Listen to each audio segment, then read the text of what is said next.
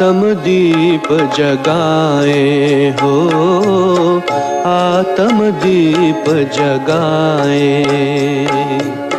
घर घर में हो सच्ची दिवाली, घर घर में हो सच्ची दिवाली, ज्ञान प्रकाश फैलाए हो, आत्म दीप जगाए हो, आत्म दीप जगाए।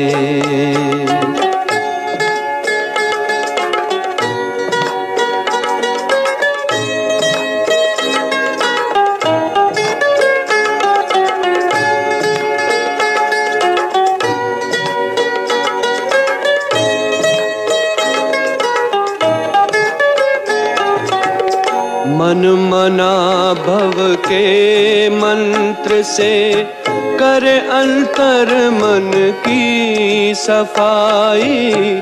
84 जन्म पुराने घर में शिव ने ज्योति जगाई हो, जगमग चमके ये संसार, जगमग चमके ये संसार, चमक रूहानी लाए, आत्म दीप जगाए हो, आत्म दीप जगाए हो।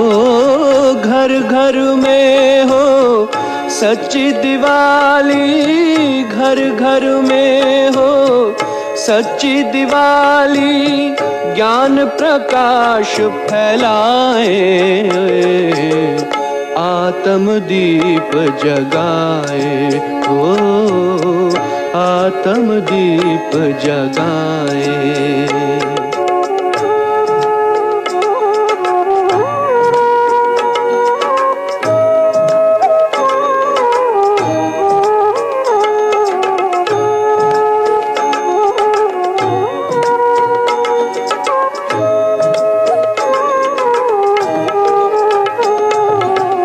श्रेष्ठ कर्म का खाता खोले, कर अविनाशी श्रृंगार।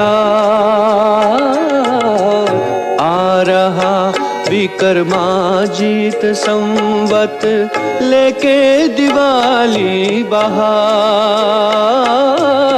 नवयुग आगमन की ये खुशियाँ, नवयुग आगमन की ये खुशियाँ, अनहद साज बजाए, आत्म दीप जगाए हो, आत्म दीप जगाए हो।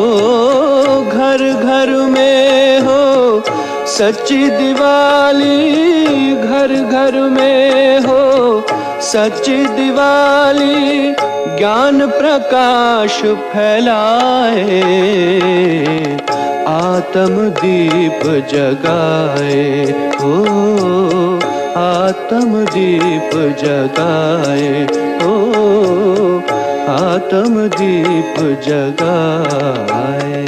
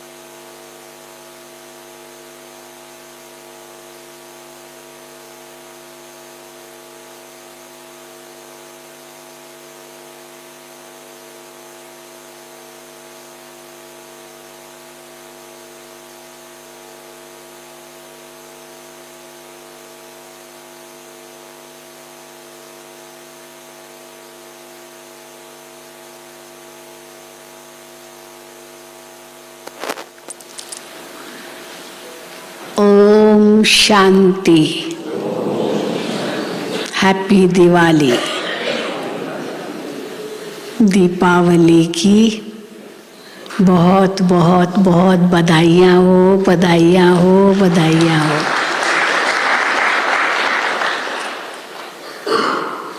परसों हम सब ने दीपावली ज्ञान सरोवर में मनाई, कल शांतिवन में मुनिबेन का जन्मदिन भी था, धनतेरस का, तो उस हिसाब से भी उनका जन्मदिन भी मनाया और दीपावली भी कुछ रूप से मनाई। और आज मधुबन पांडव भवन में दीपावली का उत्सव मनाएंगे, तो सभी को निमंत्रण है। शाम को 6 बजे के अंदर सभी ओम शांति भवन में पहुंचेंगे और यहाँ योग करेंगे और 6:30 बजे से दीपावली का उत्सव यहाँ मनाएंगे। बहुत अच्छा कार्यक्रम बनाया है आज शाम के लिए, तो सभी को हार्दिक निमंत्रण है। सब तरफ से भाई बहनें आएंगे, ज्ञान सरोवर से भी आएंगे, शांतिवन से भी आएंगे। ये भव्य ओम शांति भवन है, तो ये भी लगता है छोटा पड़ जाएगा। परसों तो ज्ञान सरोवर छोटा ही पड़ गया, हारमनी हॉल, और शांतिवन तो भव्य डायमंड हॉल है। लेकिन यहाँ भी आज आएंगे और कार्यक्रम के पश्चात फिर आंगन में भी केक वगैरह कटता है और कुछ रास भी करते हैं और फिर सबको भोजन भी आज यहाँ ही मिलेगा, पिकनिक प्लेट भी यहाँ मिलेगी। इसलिए बहुत कुछ है आज शाम को 6 बजे। तो अभी तो आज रविवार है और हम सब अव्यक्त बाप दादा की मुरली सुनेंगे और ड्रामा अनुसार ये आज की मुरली भी दीपावली की मुरली है। बाबा ने कल भी दीपावली पर बहुत कुछ कहा, सच्चा दीपक कौन सा हमें जगाना है।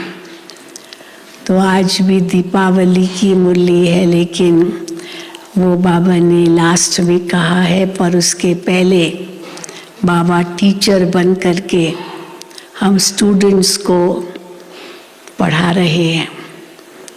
तो टीचर तो सब्जेक्ट्स बताएगा, तो हमारे भी 4 सब्जेक्ट्स हैं, ईश्वरीय ज्ञान, सहज राजयोग, दिव्य गुणों की धारणा और ईश्वरीय सेवा। लेकिन आज बाबा ने इसका बहुत विस्तार किया है। ज्ञान केवल सुनने सुनाने तक नहीं, सुनने समझने तक नहीं, लेकिन स्वरूप बनना है। ज्ञानी तो आत्मा बनना है, ज्ञानी जीवन है। और अगर ज्ञानी है जीवन, तो फिर योगी भी जीवन है। 1-2 घंटे का योग नहीं हमारा, जीवन ही योगी जीवन है। अर्थात उस ज्ञान योग का स्वरूप बनना है। और जब ज्ञान योग का स्वरूप है तो धारणा तो ऑटोमेटिकली होगी, ऐसे नहीं कि कुछ घंटों की धारणाएं। और जब ये तीनों सब्जेक्ट्स है तो अपने स्वरूप से भी सेवा है, ज्ञान से भी, योग से भी, धारणा से भी सेवा है। तो ये चारों सब्जेक्ट्स पर बाबा ने बहुत विस्तार से समझाया है। सुनेंगे बाबा के महावाक्य। तो आज 23/10/2022 है और ये मुरली है 13/10/92 की, 13/10/92। और उसी दिन दीपावली भी थी। नंबर 1 बनना है तो ज्ञान और योग को स्वरूप में लाओ। ये पूरा सार है ये मुरली का। नंबर 1 बनना है तो ज्ञान और योग को स्वरूप में लाओ। अर्थात स्वरूप में लाना अर्थात बाबा ने इसका विस्तार किया है, नेचुरल नेचर बनाना। नेचुरल नेचर, स्वाभाविक वो स्थिति रहे, ऐसे नहीं मेहनत करनी पड़े। आज इस गुण को धारण करना, कल उस गुण को धारण करना, ऐसे नहीं, स्वाभाविक वो स्थिति बने। आज सत शिक्षक अपनी श्रेष्ठ शिक्षा धारण करने वाले गॉडली स्टूडेंट्स को देख रहे हैं कि हर एक ईश्वरीय विद्यार्थी ने इस ईश्वरीय शिक्षा को कहाँ तक धारण किया है। अब बाबा तो देख रहे हैं, अब हमें भी तो अपने आप को देखना है ना, कि क्या देखना है कि हर एक ईश्वरीय विद्यार्थी ने इस ईश्वरीय शिक्षा को कहाँ तक धारण किया है। पढ़ाने वाला एक है, पढ़ाई भी एक है, लेकिन पढ़ने वाले पढ़ाई में नंबरवार हैं। हर रोज का पाठ मुरली द्वारा हर स्थान पर एक ही सुनते हैं, अर्थात एक ही पाठ पढ़ते हैं, है ना। सब सेंटरों पर यही मुरली आज के दिन चलती है।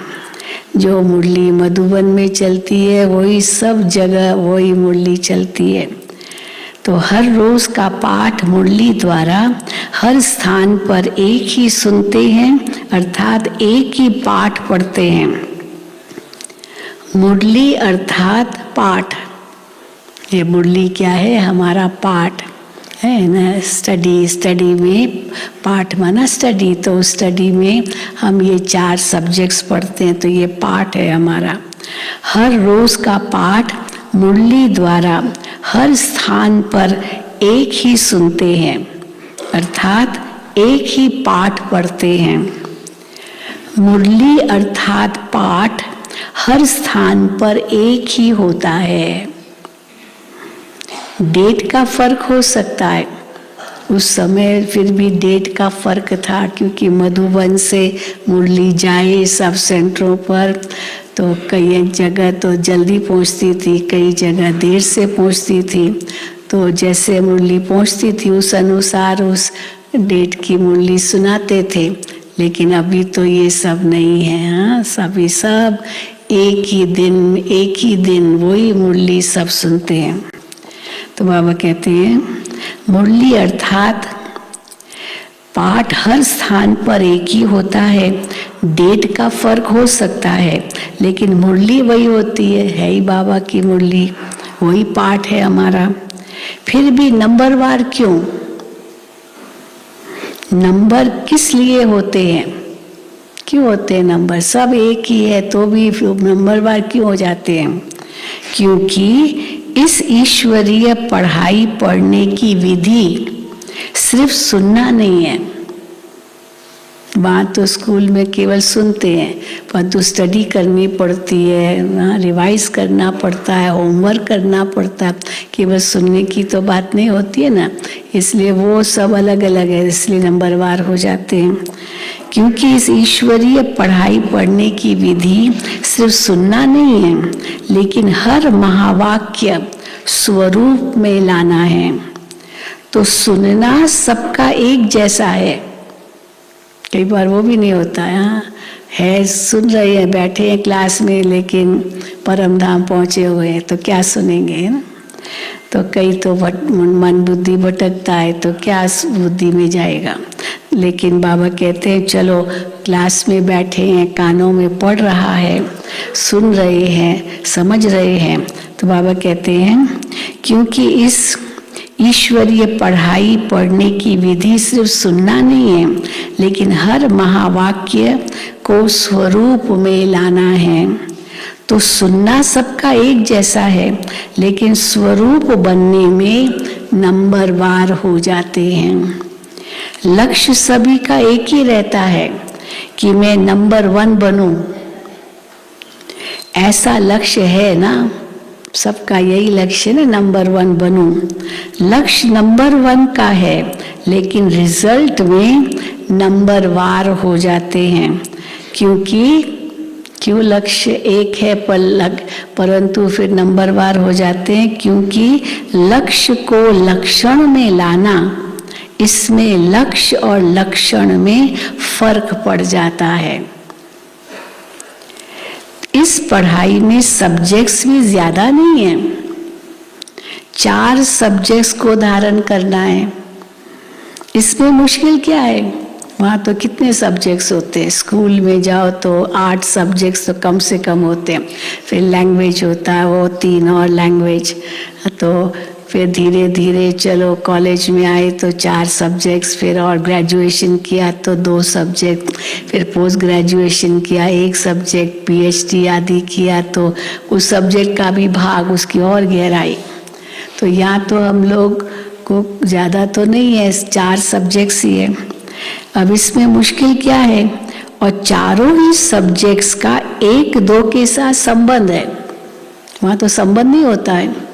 मैथ्स है तो केवल मैथ्स है, हिस्ट्री है तो केवल हिस्ट्री है। मैथ्स का हिस्ट्री से क्या लेना देना, ज्योग्राफी तो बिल्कुल अलग, सब अलग अलग। और यहाँ चारों सब्जेक्ट्स का आपस में संबंध है, और चारों ही सब्जेक्ट्स का 1-2 के साथ संबंध है। अगर एक सब्जेक्ट ज्ञान संपूर्ण विधि पूर्वक धारण कर लो, अर्थात ज्ञान के एक एक शब्द को स्वरूप में लाओ, तो ज्ञान है ही मुख्य 2 शब्दों का। कौन से 2 शब्द? बाप और वर्षा, अलफ और बे। तो ज्ञान है ही मुख्य 2 शब्दों का, जिसको रचयिता और रचना व अलफ और बे कहते हैं। रचयिता बाप की समझ आ गई, अर्थात परमात्म परिचय संबंध स्पष्ट हो गया, और रचना अर्थात पहली रचना मैं श्रेष्ठ आत्मा हूँ, और दूसरा मुझ आत्मा का इस बेहद की रचना अर्थात बेहद के ड्रामा में सारे कल्प में क्या क्या पार्ट है, ये सारा ज्ञान तो सभी को है ना, सारा ज्ञान है, सबको बुद्धि में है। लेकिन श्रेष्ठ आत्मा स्वरूप बन हर समय श्रेष्ठ पाठ बजाना। मैं श्रेष्ठ आत्मा हूँ ये भी सबको पता है, लेकिन श्रेष्ठ आत्मा स्वरूप बन हर समय श्रेष्ठ पाठ बजाना। हाँ, ये श्रेष्ठ आत्माओं का स्वरूप बन हर समय श्रेष्ठ पाठ बजाना, इसमें कभी याद रहता है, कभी भूल जाते हैं। अगर इन 2 शब्दों का ज्ञान है, अलफ और बे, रचयिता और रचना, पाप और वर्षा, जो भी कहो, तो अगर इन 2 शब्दों का ज्ञान है, योग भी इन 2 शब्दों के आधार पर ही है। हमारा योग भी ज्ञान के आधार पर ही है। ज्ञान से योग का स्वतः ही संबंध है। कोई कहते हम योग करते हैं, भाई ज्ञान तो पूरा है ही नहीं तो क्या योग करते होंगे, तो योग के लिए ज्ञान तो चाहिए ना। ज्ञान से योग का स्वतः ही संबंध है। जो ज्ञानी तो आत्मा है, वो योगी तो आत्मा भी अवश्य है। ये नहीं हो सकता कि ज्ञानी तो आत्मा तो है पर योगी तो आत्मा न हो। तो इसलिए जो ज्ञानी तो आत्मा है, वो योगी तो आत्मा भी अवश्य है। तो ज्ञान और योग का संबंध हुआ ना, और जो ज्ञानी और योगी होगा उसकी धारणा श्रेष्ठ होगी या कमजोर होगी। अब ज्ञानी और योगी और धारणा अच्छी नहीं तो ज्ञानी योगी भी कहाँ हुआ। तो और जो ज्ञानी और योगी होगा उसकी धारणा श्रेष्ठ होगी या कमजोर होगी। श्रेष्ठ स्वतः होगी ना, सहज होगी ना, कि धारणा में मुश्किलात होगी। मुश्किल होगा उसको धारण करना, अगर ज्ञानी और योगी भी है पर धारणा करना उसको मुश्किल लगेगी। कोई कहे मुश्किल है तो ज्ञानी योगी भी नहीं है ना, धारणा मुश्किल है अगर। तो बाबा कहते हैं श्रेष्ठ स्वतः होगी ना, सहज होगी ना, या धारणा में मुश्किल होगी। तो जो ज्ञानी तो आत्मा, योगी तो आत्मा है, वो धारणा में कमजोर हो सकता है? नहीं ना। होते तो हैं, अपने को ज्ञानी तो बहुत कहलाते, योगी भी कहलाते, पर धारणा इतनी नहीं है। तो बाबा नहीं मानते कि नहीं, कि पूरे धारणा में है। यो होते तो हैं, धारणा कमजोर होती तो है, होते तो हैं, तो ज्ञान योग नहीं है। अगर धारणा कमजोर है माना ज्ञान योग भी नहीं है। ज्ञानी है लेकिन ज्ञानी तो आत्मा, अंतर है दोनों में। ज्ञानी बहुत है, वो तो पंडित भी बहुत ज्ञानी होते हैं, लेकिन फिर भी बाबा कहते हैं ना कि ज्ञानी है पर ज्ञानी तो आत्मा, वो स्थिति नहीं है। योग लगाने वाले हैं लेकिन योगी जीवन वाले नहीं हैं। जीवन तो सदा होती है ना, और जीवन नेचुरल होती है। योगी जीवन अर्थात ओरिजिनल नेचर योगी की है। 63 जन्मों के विस्मृति के संस्कार व कमजोरी के संस्कार ब्राह्मण जीवन में कहाँ कहाँ मूल नेचर बन पुरुषार्थ में विघ्न डालते हैं। वो अनादि आदि संस्कार भूल जाते हैं, और जो मध्य काल के संस्कार हैं, हाँ, जो 63 जन्मों के विस्मृति के संस्कार व कमजोरी के संस्कार, वो ब्राह्मण जीवन में कहाँ कहाँ मूल नेचर बन पुरुषार्थ में विघ्न डालते हैं। कितना भी स्वयं व दूसरा अटेंशन खिंचवाता है, दूसरे अटेंशन खिंचवाते कि भाई ऐसे नहीं बोलो, ये अच्छा नहीं है, ये ठीक नहीं है, हाँ खिंचवाते हैं दूसरे अटेंशन भी कि ये परिवर्तन करो। वह स्वयं भी समझते हैं कि ये परिवर्तन होना चाहिए, लेकिन जानते हुए भी, चाहते हुए भी क्या कहते हो? जानते परिवर्तन होना चाहिए, चाहते भी हैं कि परिवर्तन होना चाहिए, परंतु फिर भी क्या कहते हो? चाहते तो नहीं है कि ये संस्कार हो मेरा, लेकिन क्या करें, मेरी नेचर ही ये है, मेरी नेचर ही ये है, मेरा स्वभाव ही ये है। तो नेचर नेचुरल हो गई है ना, वही नेचर 63 जन्मों की नेचर वही नेचुरल हो गई है। किसके बोल में व व्यवहार में ज्ञान संपन्न व्यवहार व योगी जीवन प्रमाण व्यवहार व बोल नहीं होते। कईयों के बोल में कटाक्षी होता है, व्यंग्य होता है, नेगेटिव ही होता है, कितना भी कहेगा मैं ज्ञानी योगी हूँ, जिद्दी होती है, सिद्धि होती है, पता नहीं क्या क्या, पर तो ज्ञानी योगी तो बहुत कहलाते हैं ना अपने को। तो इसलिए बाबा कहते हैं किसके बोल में व व्यवहार में ज्ञान संपन्न व्यवहार व योगी जीवन प्रमाण व्यवहार व बोल नहीं होते हैं, तो क्या कहते हैं? क्या कहते हैं उस व्यक्ति के लिए? यही बोल बोलेंगे। हाँ, अगर उसको कहो ऐसे क्यों बोलते हो, ऐसे क्यों करते हो, तो क्या जवाब मिलेगा? यही बोल बोलेंगे कि मेरा नेचुरल बोल ही ऐसा है, ऐसा ही मेरा नेचुरल बोल है, यही कहेंगे। बोलने का टोन ही ऐसा है, वह कहेंगे, या तो यही कहेंगे मेरा नेचुरल बोल ही ऐसा है, मेरा बोलने का टोन ही ऐसा है, या कहेंगे मेरी चाल चलन ही ऑफिशियल व गंभीर है, ऐसे भी बोल देंगे, मेरी चाल चलन ऑफिशियल या गंभीर है।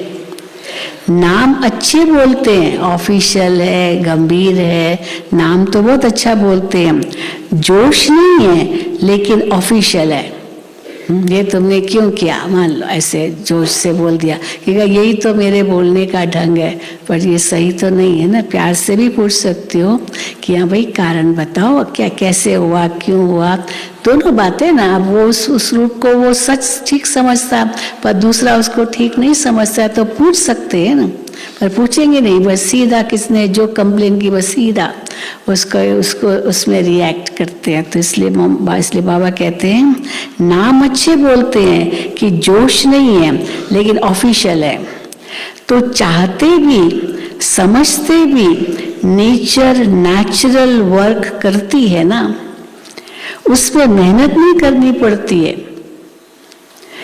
ऐसे जो ज्ञानी जीवन व योगी जीवन में रहते हैं तो ज्ञान और योग संपन्न हर कर्म नेचुरल होते हैं, अर्थात ज्ञान और योग यही उनकी नेचर बन जाती है।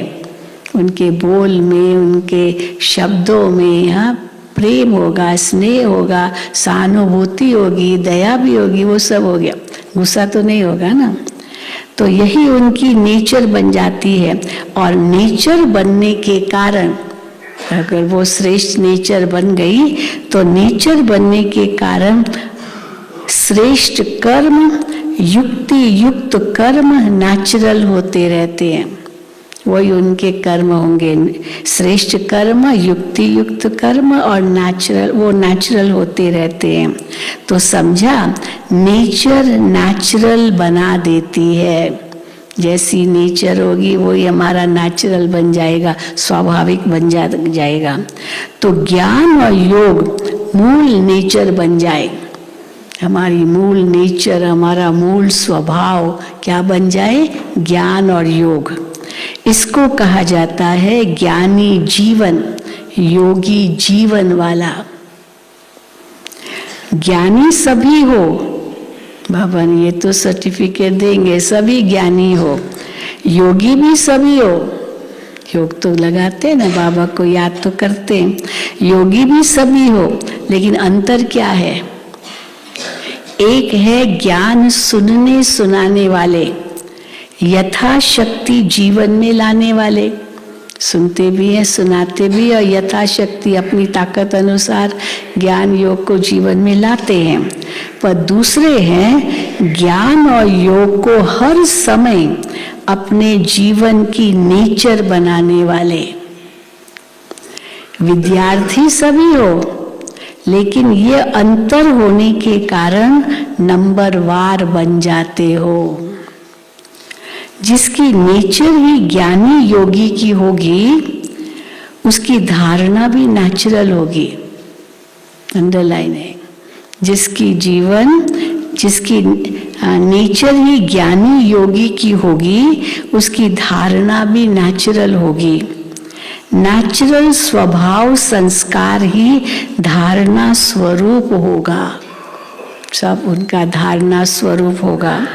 बार बार पुरुषार्थ नहीं करना पड़ेगा कि इस गुण को धारण करूं, उस गुण को धारण करूं, लेकिन पहले फाउंडेशन के समय ही ज्ञान, योग और धारणा को अपनी जीवन बना दी। इसलिए ये तीनों सब्जेक्ट्स ऐसी आत्मा को ज्ञान, योग, धारणा तीनों ही अपने जीवन के अंदर वो स्वरूप बना लिया। तो बाबा कहते हैं लेकिन पहले फाउंडेशन के समय ही ज्ञान, योग और धारणा को अपनी जीवन बना दी। इसलिए ये तीनों सब्जेक्ट्स ऐसी आत्मा की स्वतः और स्वाभाविक अनुभूतियां बन जाती है। इसलिए ऐसी आत्माओं को सहज योगी, सहज ज्ञानी, सहज धारणा मूर्त कहा जाता है। सहज, केवल ज्ञानी नहीं, सहज ज्ञान। तो सहज ज्ञानी, सहज योगी, सहज धारणा मूर्त कहा जाता है। तीनों सब्जेक्ट्स का कनेक्शन है। जिसके पास इतनी अनुभूतियों का खजाना संपन्न होगा, ऐसी संपन्न मूर्तियां स्वतः ही, अभी चौथा सब्जेक्ट, तो ऐसी जिनके पास इतनी अनुभूतियों का खजाना संपन्न होगा, ऐसी संपन्न मूर्तियां स्वतः ही मास्टर दाता बन जाती है। अपने तक की थोड़ी रखेंगे, औरों को भी बांटेंगे, तो मास्टर दाता बन जाती है। दाता अर्थात सेवाधारी। सेवा किसको कहेंगे? जो देना है ना, वह सेवा है। तो दाता अर्थात सेवाधारी। दाता देने के बिना रह नहीं सकता। दाता देने के बिना रह नहीं सकता। दातापन के संस्कार से स्वतः ही सेवा का सब्जेक्ट प्रैक्टिकल में सहज हो जाता है। हाँ, दातापन के संस्कार से स्वतः ही सेवा का सब्जेक्ट प्रैक्टिकल में सहज हो जाता है। तो चारों का ही संबंध हुआ ना। कोई कहे कि मेरे में ज्ञान तो अच्छा है लेकिन धारणा में कमी है, तो उसको ज्ञानी कहा जाएगा? एक सब्जेक्ट भी कम है, योग धारणा सेवा, तो ज्ञानी तो नहीं कहेंगे ना। तो उसको ज्ञानी कहा जाएगा? ज्ञान तो दूसरों को भी देते हो ना, है तब तो देते हो। एक है समझना, दूसरा है स्वरूप में लाना। समझने में सभी होशियार है, समझाने में भी सभी होशियार है, तो बाकी कमी किस में है?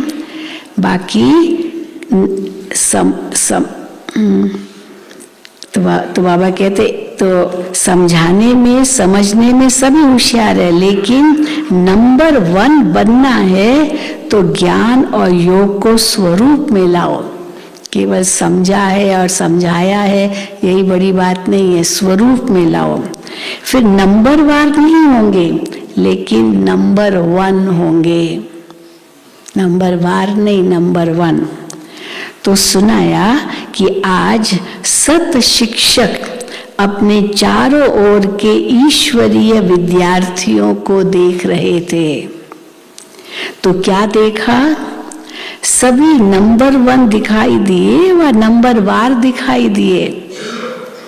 क्या कहेंगे? नंबर 1 कहाँ दिखाई दिए होंगे बाबा को? नंबरवार ही दिखाई दिए।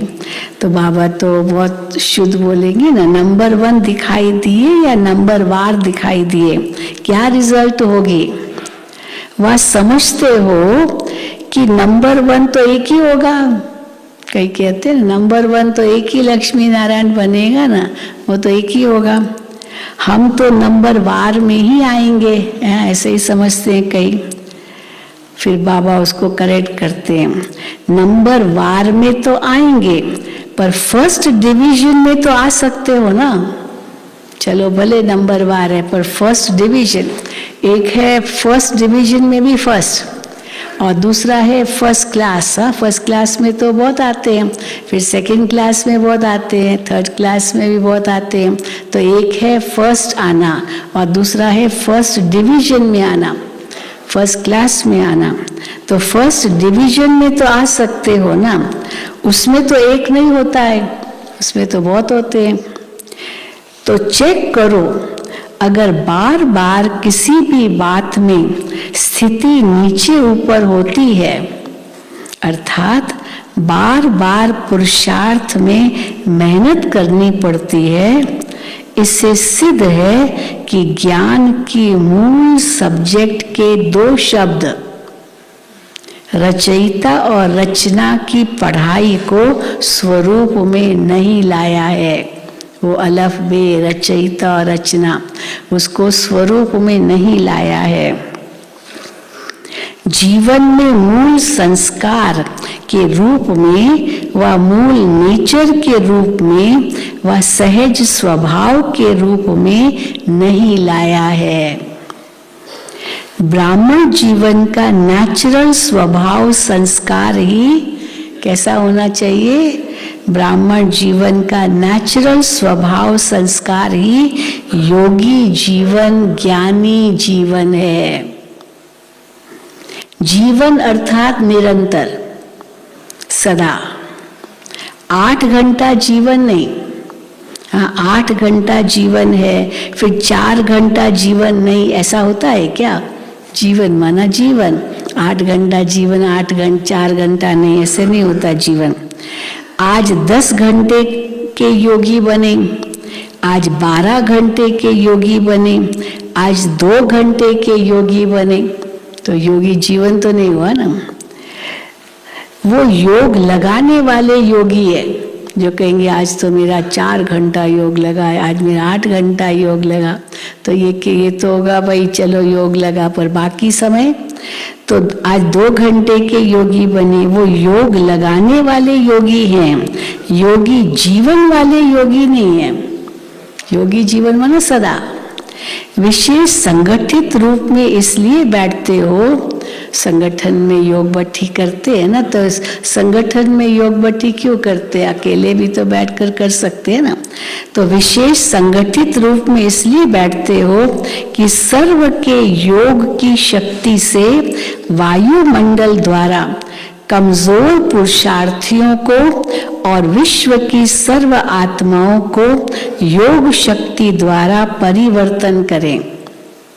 क्यों बैठते हैं संगठन में, तो विशेष संगठित रूप में इसलिए बैठते हो कि सर्व के योग की शक्ति से वायुमंडल द्वारा कमजोर पुरुषार्थियों को और विश्व की सर्व आत्माओं को योग शक्ति द्वारा परिवर्तन करें। इसलिए वो भी आवश्यक है, वो भी आवश्यक है संगठित योग में रहना। लेकिन इसलिए योग में नहीं बैठते हो कि अपना ही टूटा हुआ योग लगाते रहो, केवल अपने लिए नहीं बैठते हो, औरों के लिए भी बैठते हो, विश्व के लिए भी बैठते हो। लेकिन इसलिए योग में नहीं बैठते हो कि अपना ही टूटा हुआ योग लगाते रहो। संगठित शक्ति का ये भी सेवा के निमित्त है। लेकिन योग बट्टी इसलिए नहीं रखते हो कि मेरा कनेक्शन फिर से जुट जाए। अगर कमजोर हो तो इसलिए बैठते हो, और योगी तो आत्मा हो तो मास्टर सर्वशक्तिवान बन, मास्टर विश्व कल्याणकारी बन, सर्व को सहयोग देने की सेवा करते हो। तो पढ़ाई अर्थात क्या कहेंगे, एक शब्द, पढ़ाई अर्थात स्वरूप बनना। पढ़ाई अर्थात स्वरूप बनना। हाँ, नहीं तो क्या कहेंगे, किताबी कीड़े, ऐसे होता है। अब स्कूल में भी होते हैं ना, खाली मेमोरी, बस याददाश्त, याद करते रहेंगे, पर उसको कहते हैं किताबी कीड़े। तो सब याद है, बस केवल याद है, परंतु जीवन में तो नहीं लाया। तो पढ़ाई अर्थात स्वरूप बनना। अच्छा, फिर आज दीपावली है तो बाबा दीपावली पर समझा रहे हैं। कल भी बाबा ने दीपावली पर बहुत सुनाया, केवल वो दीपक जगाया, क्या बड़ी बात हुई। पर दीपमाला का क्या अर्थ है बाबा ने आज सुनाया। आज दीपावली मनाने आए हुए हैं, मनाने का अर्थ क्या है, दीपावली का क्या, दीपावली में क्या करते हो, दीप जलाते हो। आज भी खूब दीप जलाएंगे ना, तो दीपावली में क्या करते हो, दीप जलाते हो। आजकल तो लाइट जलाते हैं, क्या रिमझिम लगी रहती ना, बल्ब इतने जलाते, रंग बिरंगे बल्ब, सुंदर तो लगता है, क्यों नहीं सुंदर लगता। तो बाबा कहते हैं दीप जलाते हो, आजकल तो लाइट जलाते हैं। और लाइट पर कौन आते हैं, शमा जलती है तो शमा पर कौन आते हैं, परवाने आते हैं। और लाइट पर कौन आते हैं, परवाने। और परवाने की विशेषता क्या होती है, बाबा 3 प्रकार के परवाने बताते। एक है लाइट का आकर्षण, लेकिन थोड़ी ही लाइट का सेक लगा चले जाते। दूसरे आते हैं लाइट अच्छी लगती है, नजदीक आते लेकिन सेक लगता है तो घूम घूम करके फिर चले जाते हैं। और तीसरे होते हैं जो लाइट देखी और सीधा फिदा हो गए। तो अभी बाबा वही पूछते हैं। और लाइट पर कौन आते, परवाने। और परवाने की विशेषता क्या होती है, सच्चे परवाने किसको कहेंगे, जो फिदा होते हैं, जो फिदा होना, ये विशेषता है परवानों की। तो दीपावली मनाने का अर्थ क्या हुआ, तो फिदा हो गए हो या आज होना है? हो गए हो या होना है?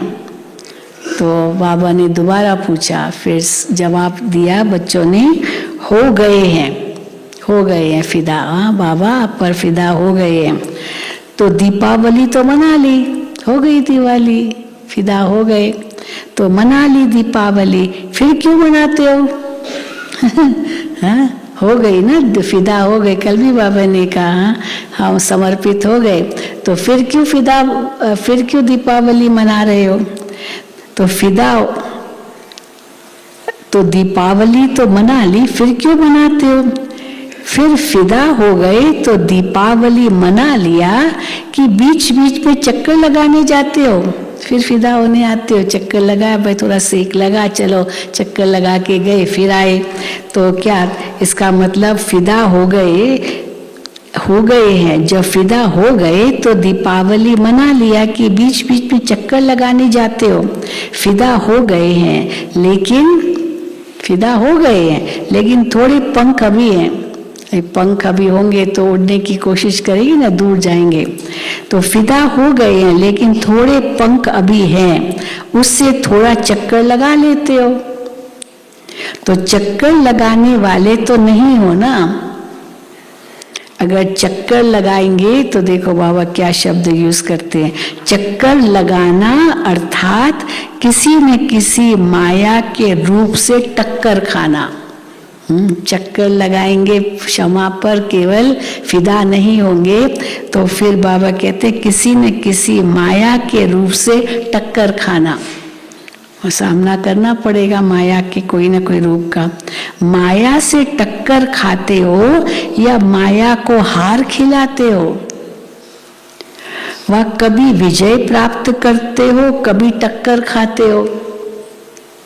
होता है ना, चलते चलते अभी सामने देखा ही नहीं और दूसरा व्यक्ति सामने आ गया तो टक्कर मारेंगे ना, देखा ही नहीं। तो माया भी ऐसे टक्कर मारती है ना, टक्कर खिलाती है तो गिर जाते हैं। तो माया से टक्कर खाते हो या माया को हार खिलाते हो? वह कभी विजय प्राप्त करते हो, कभी टक्कर खाते हो। दीपमाला ये अपना ही यादगार बनाते हो। आपका यादगार है ना, है ना हमारा यादगार। क्या कि मुख्य आत्माओं का ही यादगार है। जो दीपक जलाते वो केवल मुख्य आत्माओं का ही यादगार है या हम सबका यादगार है? और आप देखने वाले हो, ऐसे तो नहीं हो ना, आप सबका यादगार है। इसलिए आजकल बहुत अंदाज में दीपक के बजाय छोटे छोटे बल्ब जगा देते हैं। अब कहाँ तक दीपक जलाएंगे? यहाँ कहाँ तक दीपक होगा? कल भी सुना कहाँ अयोध्या में कितना 15 लाख दीपक जलाए, कल था ना, कल। तो इसीलिए अयोध्या में तो देखो दीपक तो जलाते हैं। इसलिए आजकल बहुत अंदाज में दीपक के बजाय छोटे छोटे बल्ब जगा देते हैं। दीपक जलाएंगे तो संख्या फिर भी उससे कम हो जाएगी। हाँ, दीपक कितने जलाएंगे? चलो 1000, 2000, चलो 15 लाख भी चलो जलाया। अब यहाँ तो कितने बाबा के बच्चे हैं, लाखों में हैं। तो फिर तो बाबा कहते हैं दीपक जलाएंगे तो संख्या फिर भी उससे कम हो जाएगी। हाँ, क्योंकि कितने जलाएंगे, लेकिन आपकी संख्या तो बहुत है ना। तो सभी की याद में अनेक छोटे छोटे बल्ब जगमगा देते हैं, बस हो गया काम सब। वे तो लाखों बल्ब जला सकते हैं, जितना भी चाहो। तो अपना यादगार मना रहे हो। जब दीपक देखते हो तो समझते हो कि ये हमारा यादगार है। दीपक जलाते हो तो समझते हो कि ये हमारा यादगार है। स्मृति आती है। यही संगम युग की विशेषता है, जो चैतन्य दीपक अपना जड़ यादगार दीपक देखते हो। ये जड़ यादगार हम चेतन दीपकों का ही यादगार है। तो संगम युग की यही विशेषता है, जो चैतन्य दीपक अपना जड़ यादगार दीपक देखते हो। चैतन्य में स्वयं हो और जड़ यादगार देख रहे हो। ऐसे तो जिस दिन दीपावली मनाओ उस दिन ही वास्तविक तिथि है, कोई विशेष तिथि है जरूरी नहीं है। वैसे तो अमावस्या तो ये 25 तारीख को है, तो दीपावली तो 25 को होनी चाहिए, अमावस्या के दिन दीपावली होती है। लेकिन उस दिन 25 तारीख को बहुत बड़ा सूर्य ग्रहण है, जबरदस्त सूर्य ग्रहण, वो भी दोपहर के समय। तो दोपहर के समय सूर्य ग्रहण, इसलिए 24 को रख दी दीपावली। तो ऐसे तो जिस दिन दीपावली मना उस दिन ही वास्तविक तिथि है हमारे लिए। तो रोज दिवाली है, रोज आत्मा का दीवा जगाते हैं। ये तो दुनिया वालों ने तिथि फिक्स की है भाई अमावस्या के दिन, लेकिन आपकी तिथि अपनी है। इसलिए जिस दिन आप ब्राह्मण मनाओ वही सच्ची तिथि है, इसलिए आज मना रहे हैं ना। तो इसलिए वही सच्ची तिथि है। इसलिए कोई भी तिथि फिक्स करते हैं तो किससे पूछते हैं? कोई विशेष मुहूर्त निकालना है, कुछ भी, तो क्या करते हैं? वो तिथि पूछते हैं, समय पूछते हैं। तो किससे पूछते हैं? ब्राह्मणों के पास जाते हैं ना, कोई ज्योतिषी के पास जाएंगे या किसी ब्राह्मण से कहेंगे कि जरा देखो तो कि कौन सा समय, कौन सी वेला, कौन से दिन हम ये शुभ कार्य करें। तो ब्राह्मणों से ही निकालते हैं। तो आज बाप दादा सभी देश विदेश के सदा जगे हुए दीपकों को दीपमाला की मुबारक दे रहे हैं, बधाई दे रहे हैं। दीपावली मुबारक अर्थात क्या अर्थ है इसका? दीपावली मुबारक अर्थात माला माल, संपन्न बनने की मुबारक, संपन्न बनने की मुबारक। अच्छा, ऐसे सदा जागती ज्योत, सदा स्वयं प्रकाश स्वरूप बन अनेकों का अंधकार मिटाने वाले सच्चे दीपक, सदा चारों ही सब्जेक्ट्स को साथ साथ जीवन में लाने वाले, सर्व सब्जेक्ट्स में नंबर 1 के लक्ष्य को लक्षण में लाने वाले, ऐसे ज्ञानी तो आत्माएं, योगी तो आत्माएं, दिव्य गुण स्वरूप आत्माएं, निरंतर सेवाधारी श्रेष्ठ विश्व कल्याणकारी आत्माओं को बाप दादा का याद, प्यार और नमस्ते। हम रूहानी बच्चों की रूहानी बाप दादा को याद, प्यार, गुड मॉर्निंग और नमस्ते। अभी ये एक पर्सनल मुलाकात है, बहुत अच्छी है, ये भी सुनेंगे। खुश नसीब वो, कौन है खुश नसीब? जिसके चेहरे और चलन से सदा खुशी की झलक दिखाई दे। खुश नसीब वो जिसके चेहरे और चलन से सदा खुशी की झलक दिखाई दे। सभी अपने को सदा खुश नसीब आत्माएं समझते हो। खुश नसीब आत्माओं की निशानी क्या होगी? उसके चेहरे और चलन से सदा खुशी की झलक दिखाई देगी। चाहे कोई भी स्थूल कार्य कर रहे हो, साधारण काम कर रहे हो, लेकिन हर कर्म करते खुशी की झलक दिखाई पड़े। इसको कहते हैं निरंतर खुशी में मन नाचता रहे। ऐसे सदा रहते हो या कभी बहुत खुश रहते हो, कभी कम? खुशी का खजाना अपना खजाना हो गया तो अपना खजाना सदा साथ रहेगा ना, या कभी कभी रहेगा? बाप के खजाने को अपना खजाना बनाया है या भूल जाता है अपना खजाना?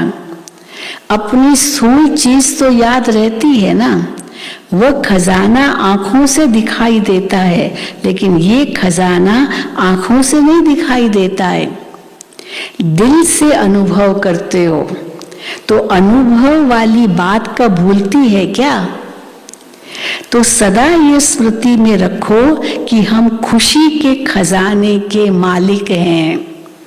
हाँ, भूलना नहीं, हम खुशी के खजाने के मालिक हैं। जितना खजाना याद रहेगा उतना नशा रहेगा।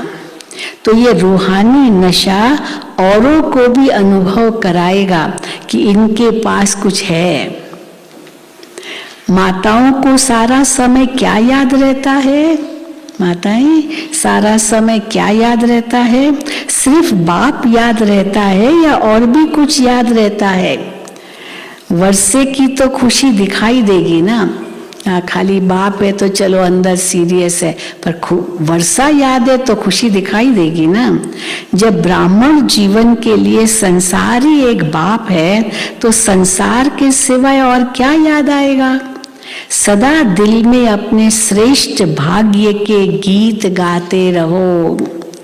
ऐसा श्रेष्ठ भाग्य सारे कल्प में प्राप्त होगा। जो सारे कल्प में अभी प्राप्त होता है, तो अभी की खुशी, अभी का नशा सबसे श्रेष्ठ है। तो माताओं को और कोई संबंधी याद आते? माताएं, बाबा पूछ रहे हैं, और कोई संबंधी याद आते? कोई संबंध में नीचे ऊपर हो तो मोह जाता है। अब पोतरा आपका बीमार हो जाए, बुखार आ जाए, बहुत भारी कुछ और हो जाए तो बाबा कहते हैं मोह जाता है। बाबा पूछते हैं मोह सारा खत्म हो गया? जो कहते हैं कुछ भी हो जाए मेरे को मोह नहीं आएगा, वो हाथ उठाओ। माताएं हाथ उठाओ जिनको जो समझ मोह नहीं आएगा। अच्छा, बिल्कुल मोह नहीं आएगा। पोतरे दोतरे तो बहुत याद आते हैं ना, नहीं आएगा कहती ऐसे हाँ नहीं। तो देखो बाबा कहते मोह सारा खत्म हो गया। जो कहते कुछ भी हो जाए मेरे को मोह नहीं आएगा, वो हाथ उठाए। अच्छा, मोह का पेपर भले आवे, मोह का पेपर भले आवे, पांडव तो नष्ट हुआ है ना। हाँ, जो नष्ट हुआ है हाथ उठाओ। सभी हाथ उठाएंगे कि नहीं? अरे थोड़े हाथ नहीं उठा रहे, नहीं है नष्ट हुआ। हाँ देखो, तो बाबा कहते हैं पांडव तो नष्ट मोहा है ना। व्यवहार में कुछ ऊपर नीचे हो जाए फिर नष्ट मोहा है। धंधे में कुछ ऊपर नीचे हो जाए, यहाँ क्या क्या होता है ना, तो फिर नष्ट मोहा है। अभी भी बीच बीच में माया पेपर तो लेती है ना, तो उसमें पास होते हो, या जब माया आती है तब थोड़ा ढीले हो जाते हो। तो सदा खुशी के गीत गाते रहो, समझा? कुछ भी चला जाए लेकिन खुशी न जाए। चाहे किसी भी रूप में माया आए लेकिन खुशी न जाए। ऐसे खुश रहने वाले ही सदा खुश नसीब हैं। अच्छा, तो उस समय आंध्रा और कर्नाटक वाले बैठे थे। तो आंध्रा और कर्नाटक वालों को कौन सी कमाल करनी है? ऐसी कोई भी आत्मा वंचित नहीं रह जाए, हर एक को संदेश देना है। अभी तो कर्नाटक आंध्रा में कितने सेंटर है, बहुत सेंटर्स है। हाँ, बहुत संदेश बाबा का मिलता रहता है। ऐसी कोई भी आत्मा वंचित न रह जाए, हर एक को संदेश देना है। जहाँ भी रहते हो सर्व आत्माओं को संदेश मिलना चाहिए। जितना संदेश देंगे उतनी खुशी बढ़ती जाएगी। अच्छा, वरदान। उमंग उत्साह के आधार पर सदा उड़ती कला का अनुभव करने वाले हिम्मतवान भव। उमंग उत्साह के आधार पर सदा उड़ती कला का अनुभव करने वाले हिम्मतवान भव। उड़ती कला का अनुभव करने के लिए हिम्मत और उमंग उत्साह के पंख चाहिए। किसी भी कार्य में सफलता प्राप्त करने के लिए उमंग उत्साह बहुत जरूरी है। अगर उमंग उत्साह नहीं तो कार्य सफल नहीं हो सकता, क्योंकि उमंग उत्साह नहीं तो थकावट होगी और थका हुआ कभी सफल नहीं होगा। इसीलिए हिम्मतवान बन उमंग और उत्साह के आधार पर उड़ते रहो तो मंजिल पर पहुंच जाएंगे। स्लोगन। दुआएं दो और दुआएं लो, यही श्रेष्ठ पुरुषार्थ है। दुआएं दो और दुआएं लो, यही श्रेष्ठ पुरुषार्थ है।